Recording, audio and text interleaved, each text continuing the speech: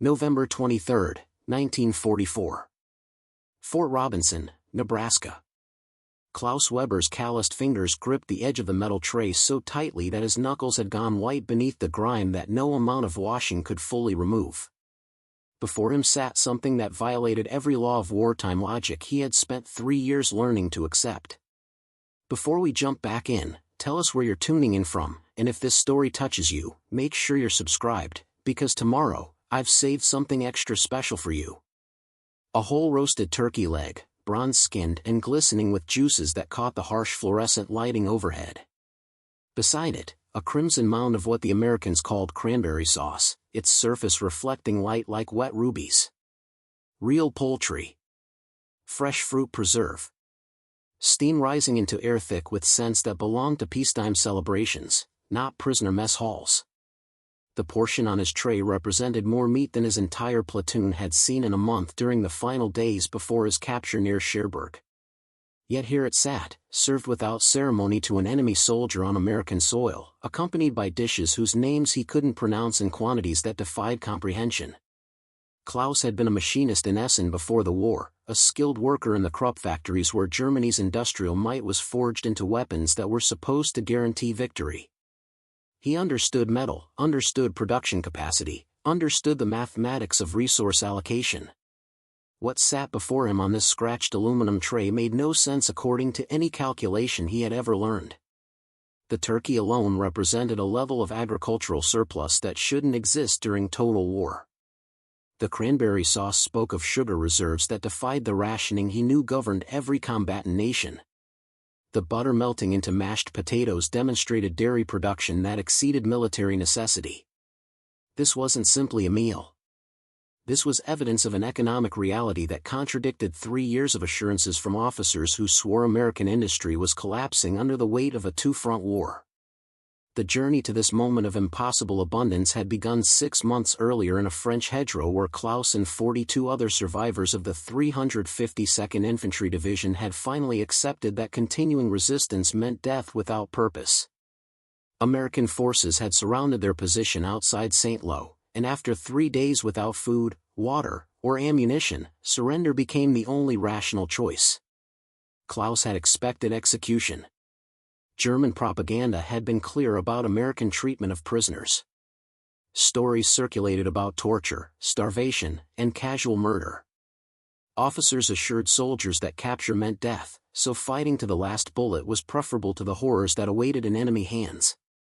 The reality that unfolded proved so different from these warnings that Klaus initially suspected elaborate psychological torture designed to break prisoners before real punishment began. The first American meal arrived within hours of capture. Not scraps thrown to animals, but actual rations distributed by soldiers who seemed genuinely confused by German reluctance to eat. K-rations, they called them. Compact boxes containing crackers, canned meat, chocolate bars, cigarettes, and toilet paper. The last item alone demonstrated abundance beyond Klaus's comprehension. Germany had substituted newspaper for toilet paper in 1942. Here were enemy soldiers carrying personal hygiene products into combat as standard equipment. Klaus had eaten his K-ration slowly, waiting for the nausea or cramping that would indicate poisoning. Instead, he experienced the first full stomach he'd had in 8 months. The meat, though processed and canned, was actual meat rather than the mysterious substance German quartermasters called Fleisch that consisted primarily of textured soy protein and meat byproducts. The chocolate was real cocoa, not the carob substitute that had replaced genuine chocolate in the Reich since 1941. Even the crackers, dry and plain as they were, contained more wheat flour than the sawdust-extended bread Klaus had consumed since Stalingrad.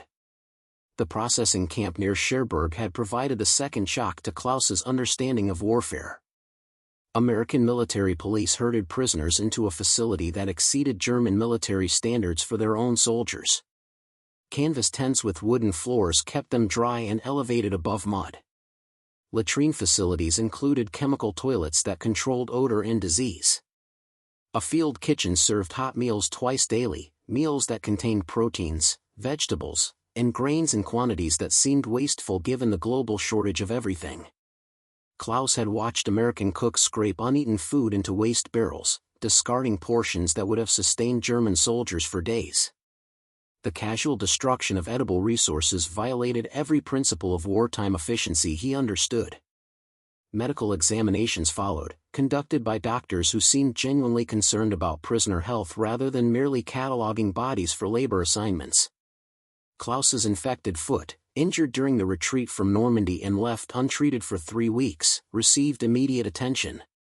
An American medic cleaned the wound with something he called antiseptic, applied a white powder that Klaus later learned was sulfa drug, and wrapped it in clean bandages that weren't reused rags. The medic worked with casual efficiency, chatting in broken German about baseball scores and complaining about army coffee as if treating enemy wounded was routine rather than exceptional. The treatment itself shocked Klaus less than the medic's attitude. There was no hatred, no satisfaction in enemy suffering, no ideological fervor. Just professional medical care delivered with the same indifference an American soldier would receive. This contradicted everything Klaus had been taught about enemies who supposedly viewed Germans as subhuman threats to be eliminated rather than human beings deserving basic dignity. The Atlantic crossing aboard a Liberty ship called the SS Benjamin Harrison delivered 10 days of intensive education in American industrial capacity. These vessels, Klaus learned from guards who spoke freely about such matters, were being produced at rates exceeding 1 ship per day. German shipyards, which he knew from his time in Essen's industrial complex, required months to construct comparable tonnage. Yet America was launching ocean-going cargo vessels faster than Germany could build river barges. The implications were staggering.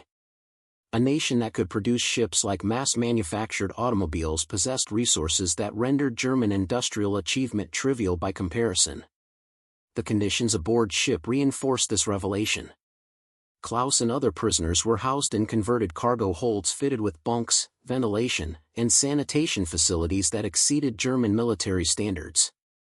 Meals were served 3 times daily by Navy personnel who treated feeding prisoners as just another duty assignment rather than an ideological challenge. The food itself continued the pattern of abundance Klaus had observed since capture. Breakfast featured oatmeal, powdered eggs, toast, and coffee that was actual coffee rather than roasted grain substitute. Lunch brought soup, sandwiches made with real meat, and canned fruit. Dinner offered whatever the crew was eating, usually some combination of protein, starch, and vegetables that would have been considered extravagant by German military standards. But it was watching the American crew that delivered the deepest psychological impact. These were ordinary sailors, not officers or political elite, yet they consumed food that German generals would have envied. They wore leather boots that showed no sign of cardboard reinforcement. They smoked cigarettes continuously, lighting new ones from the butts of old ones without concern for waste. They drank something called Coca-Cola from bottles they threw overboard after finishing. They played cards for money, demonstrating disposable income that didn't exist in wartime Germany where every pfennig went toward war bonds or necessities. One sailor, a farm boy from Iowa named Tommy who enjoyed practicing his high school German, explained that his family owned 3 automobiles. 3. His father drove a truck, his mother had her own car for shopping, and his older brother had purchased a vehicle before joining the Navy. Klaus's father had been a factory foreman, a position of some authority in German industrial hierarchy, yet had never owned even one automobile. The Volkswagen promised by the party since the 1930s had never materialized. Germans of Klaus's class walked, rode bicycles, or used public transport. Private automobile ownership remained fantasy for all but the wealthiest citizens. Tommy spoke casually about appliances his mother used in their Iowa kitchen. Electric refrigerator that kept food cold indefinitely. Electric stove that cooked without coal or wood. Electric mixer that prepared bread dough in minutes. Washing machine that cleaned clothes without hand scrubbing. These weren't aspirational luxuries but standard equipment in a farm family's home. Klaus's mother had washed clothes by hand her entire life, scrubbing them against a wooden board in water heated on a coal stove. The family's icebox required daily delivery of ice blocks that melted within hours. Bread was kneaded by hand, baked in a temperamental oven that required constant attention. Yet here was an American farm family, people who should have been rural peasants according to Nazi propaganda about American inequality, living with conveniences that German industrial workers couldn't imagine. The crossing provided ample time for Klaus to process these observations and their implications. If ordinary American sailors and farm families lived better than German skilled workers and military officers, then everything about comparative national strength needed recalculation. Germany had mobilized its entire society for total war, subordinating civilian needs to military production, accepting privation as necessary sacrifice for ultimate victory. Yet America was somehow supporting massive military forces while maintaining civilian living standards that exceeded German peacetime prosperity.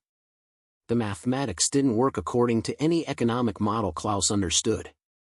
Either American productive capacity was exponentially greater than German propaganda admitted, or the entire Nazi economic theory was fundamentally flawed. Preparing and narrating this story took us a lot of time, so if you are enjoying it, subscribe to our channel, it means a lot to us. Now back to the story. Arrival at Boston Harbor on October 15, 1944 delivered visual confirmation of industrial might that exceeded Klaus's worst fears for German victory. The port stretched beyond sight in both directions, its docks crowded with ships being loaded and unloaded by machinery that dwarfed German equipment. Cranes lifted cargo containers that would have required dozens of workers to move manually. Trucks hauled materials in quantities that would have supplied entire German divisions. Warehouses the size of aircraft hangars stored goods awaiting shipment to theaters across 2 oceans. And everywhere, civilian workers moved with casual efficiency, demonstrating prosperity through details that accumulated into overwhelming evidence. The workers arrived in their own automobiles, filling parking areas that extended for acres. Klaus counted vehicles while waiting to disembark, stopping at 300 before giving up. 300 private automobiles belonging to dock workers at one facility in one American port. Germany's entire civilian vehicle production for 1943 hadn't reached 50,000 units, most allocated to party officials and essential personnel. Here were manual laborers driving to work in personal vehicles as if such ownership was natural rather than exceptional.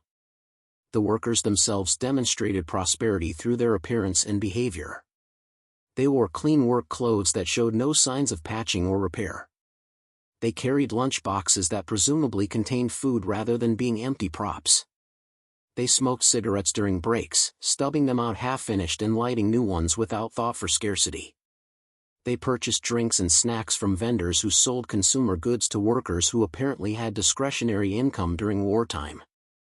The train journey from Boston to Nebraska provided 3 days of continuous revelation about American agricultural and industrial capacity. Klaus pressed his face against the window like a child, trying to comprehend the scale of what passed outside. Farmland stretched to the horizon in every direction, broken only by towns that appeared every few miles. The farms themselves operated with mechanical efficiency that made German agriculture seem medieval by comparison. Tractors pulled multiple pieces of equipment simultaneously, performing in hours what would have required days of manual labor. Harvesting machines cut and processed grain in single operations, eliminating the need for teams of workers with hand tools. Irrigation systems delivered water to fields with precision that German farmers achieved only through intensive hand labor. The abundance was visible everywhere. Orchards heavy with fruit that hadn't been picked because there was more than markets could absorb. Grain elevators filled beyond capacity, with surplus stored in temporary facilities. Cattle herds grazing on pastures that stretched for miles, fat animals that would have been considered wasteful luxury in Germany where every ounce of meat was precious. Dairy farms with mechanical milking facilities that processed hundreds of gallons daily, quantities that exceeded entire German districts' allocations. Every small town the train passed through demonstrated prosperity that contradicted propaganda about American economic collapse. Main streets featured shops with full window displays. Restaurants advertised daily specials, suggesting food availability that didn't require rationing. Movie theaters showed current films, indicating a society wealthy enough to maintain entertainment industries during total war. Automobile dealerships displayed new vehicles despite wartime restrictions, suggesting production capacity that exceeded military needs. The civilian population visible from the train appeared well-fed, well-clothed, and entirely unburdened by hardship. Children played in yards of houses that showed no bomb damage because American cities had never been touched by war. Women shopped with bags full of purchases, demonstrating consumer goods availability. Men worked at jobs that apparently paid enough to support families in obvious comfort. This was supposed to be an enemy nation strained to breaking point by global conflict.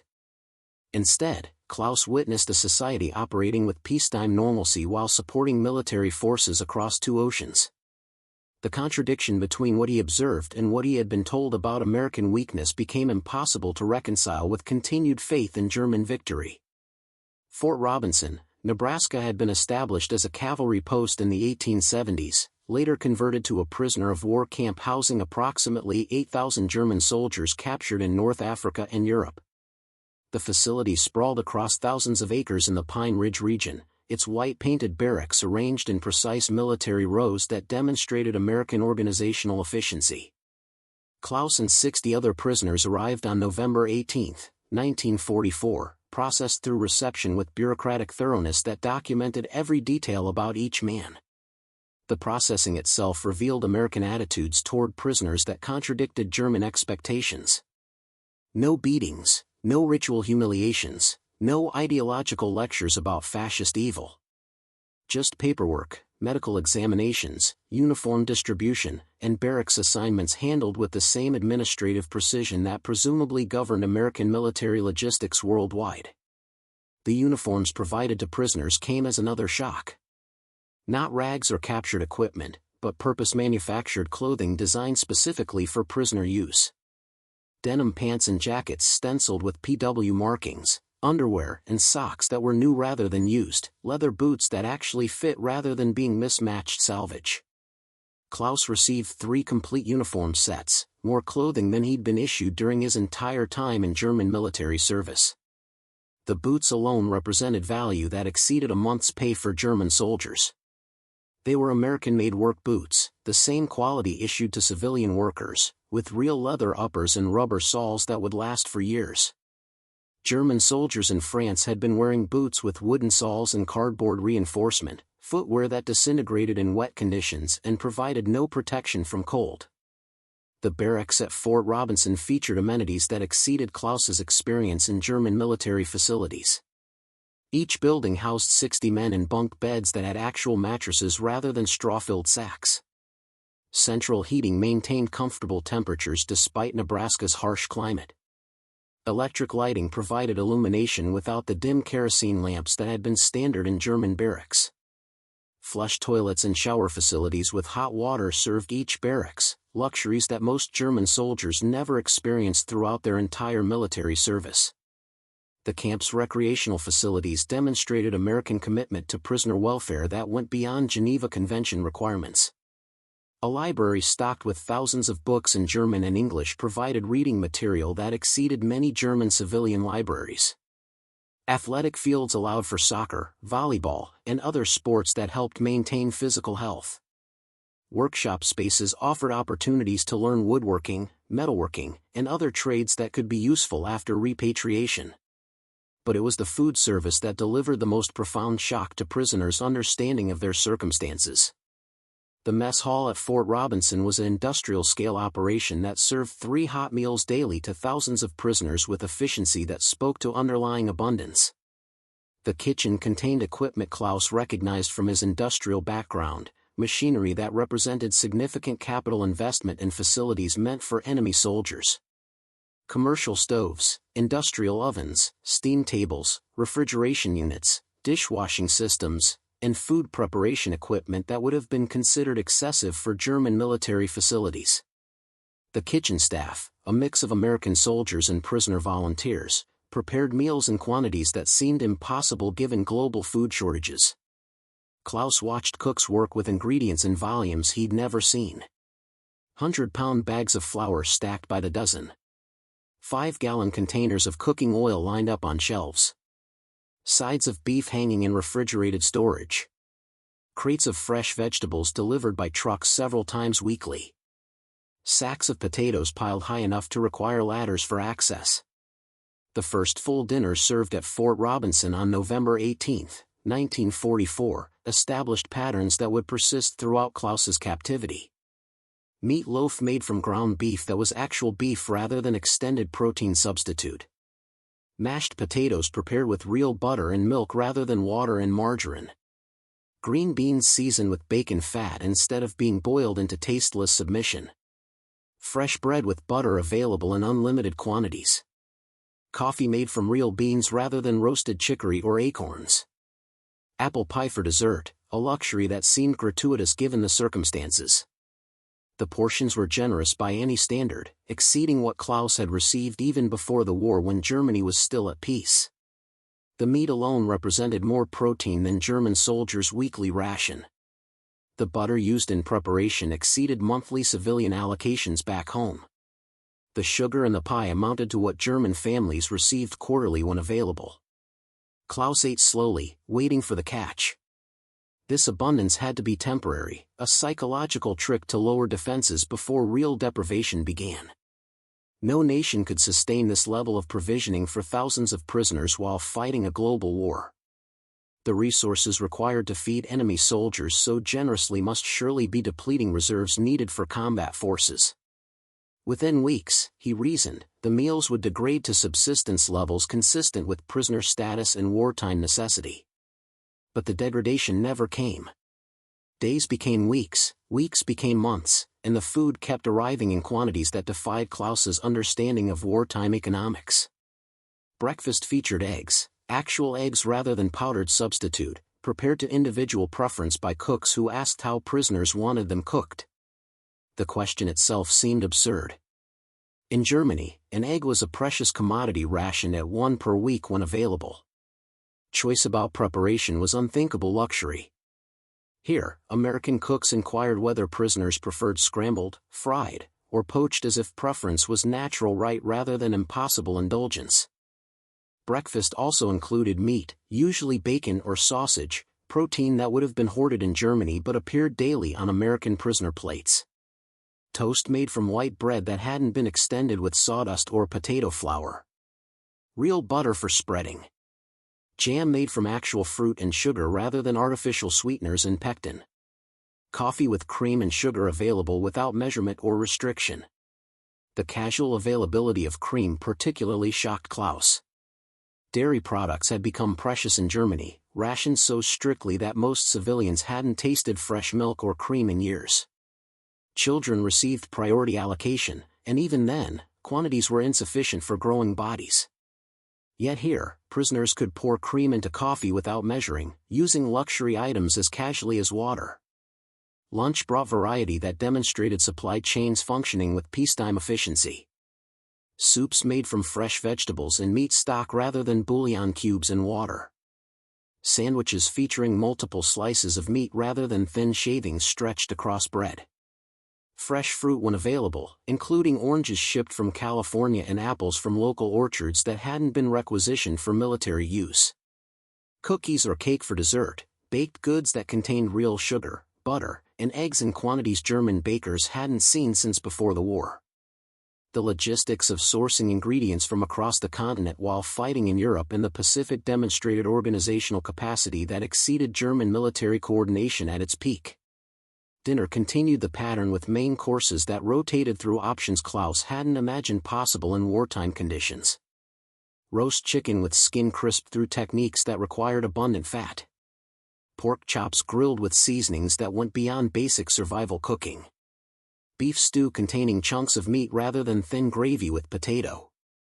Fish on Fridays, a religious accommodation that demonstrated attention to prisoner traditions despite enemy status. Each dinner included multiple side dishes, not just bulk starches but actual vegetables prepared with care. Mashed potatoes with butter and milk. Corn on the cob during harvest season. Carrots glazed with brown sugar. Green beans seasoned with bacon. Beets pickled in vinegar and sugar.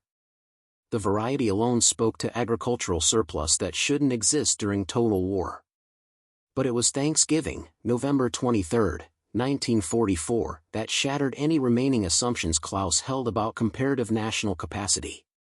The announcement came days in advance, posted throughout the camp in both English and German, describing a feast that seemed like fantasy even to prisoners who had grown accustomed to American plenty.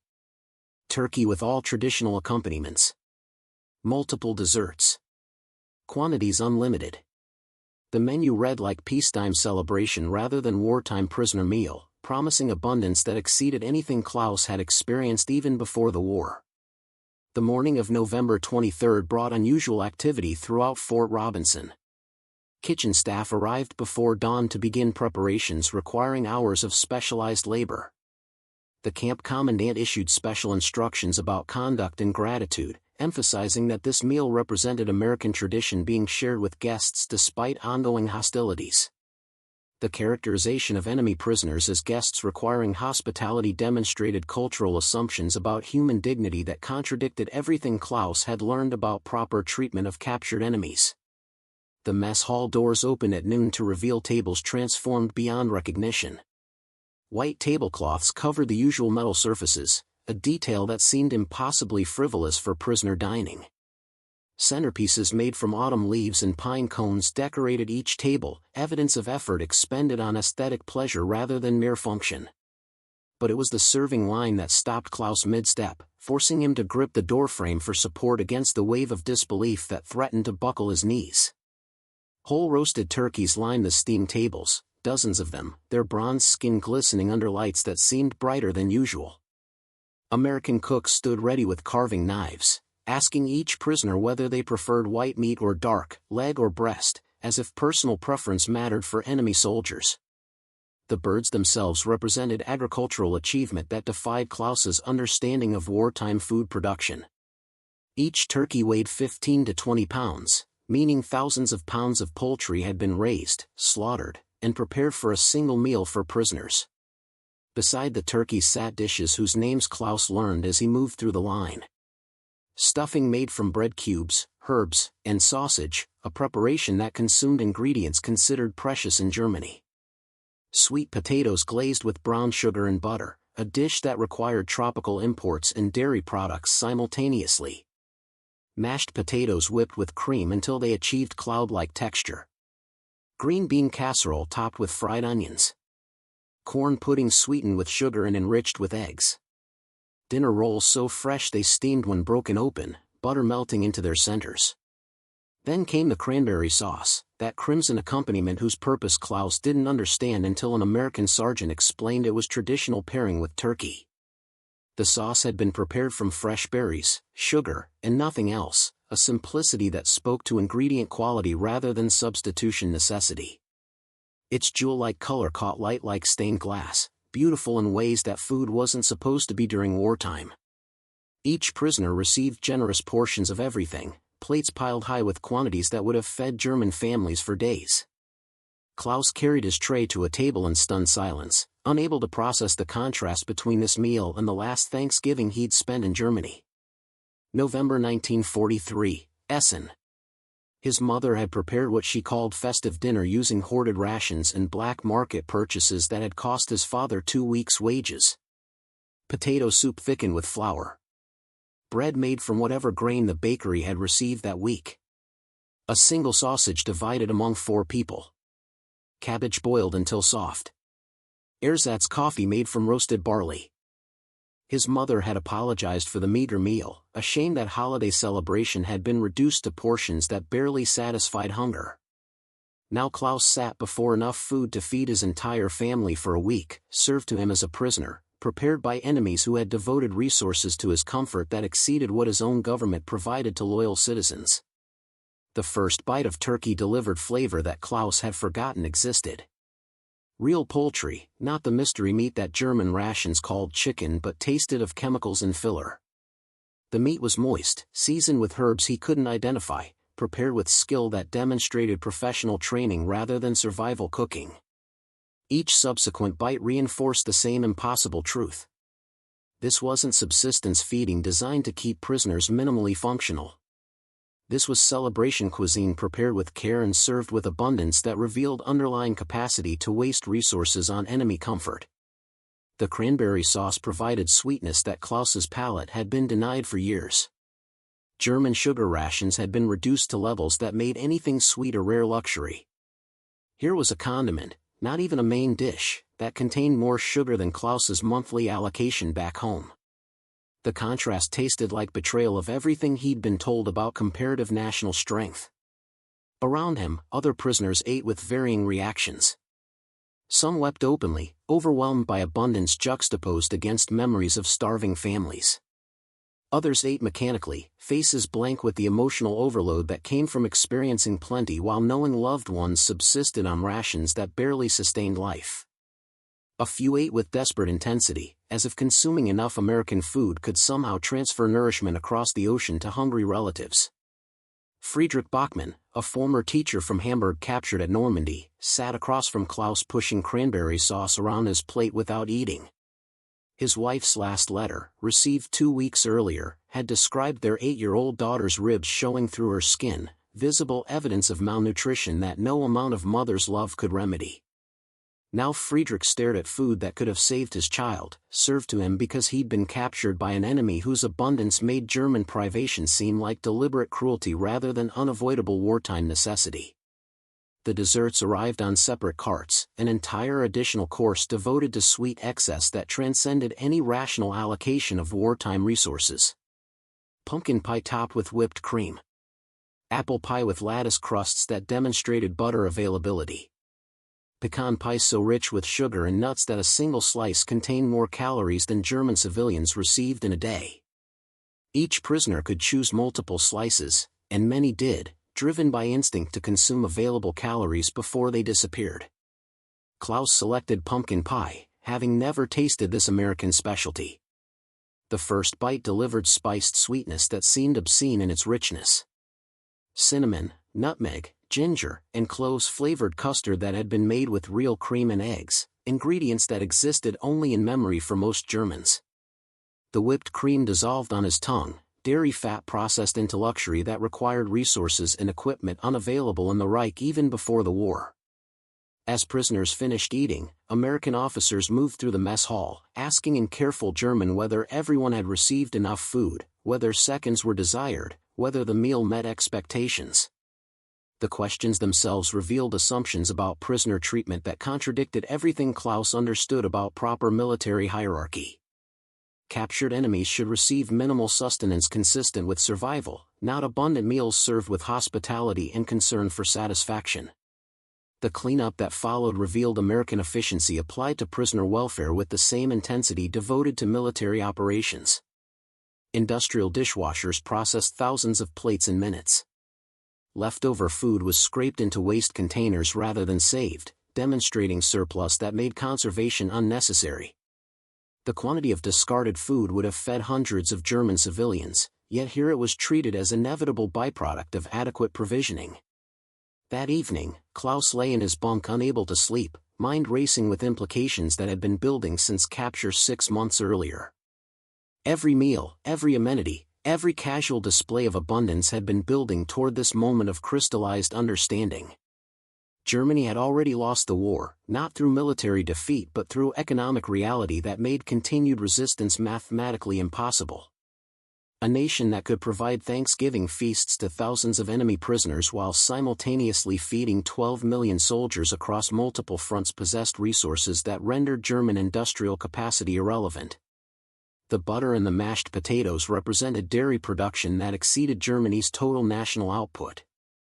The sugar and the pies demonstrated reserves that made German rationing seem artificially imposed rather than shortage-driven. The meat spoke to agricultural surplus that no amount of Nazi efficiency could match. Klaus thought about his final days in France, watching German units retreat in vehicles without fuel, eating rations that barely sustained life, wearing uniforms that were falling apart from inadequate materials and manufacturing shortcuts. He thought about his mother's letters describing bombed cities, closed factories, and civilians reduced to eating grass soup. He thought about propaganda that promised secret weapons and miracle victories while everyone slowly starved.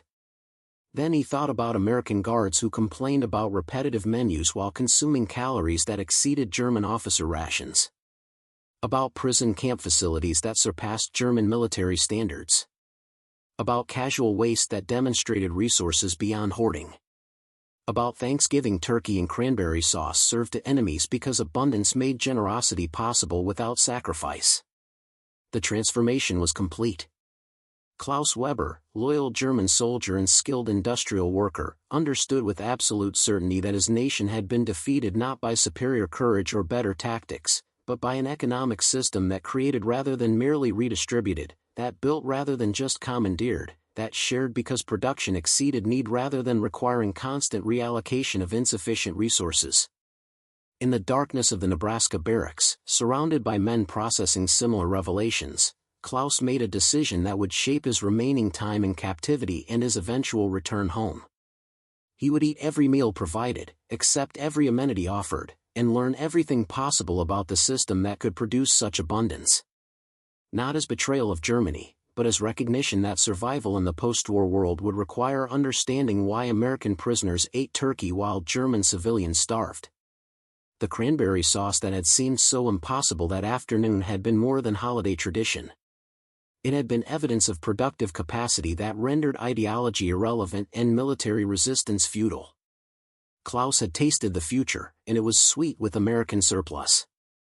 Up next, you've got 2 more standout stories right on your screen. If this one hit the mark, you won't want to pass these up. Just click and check them out.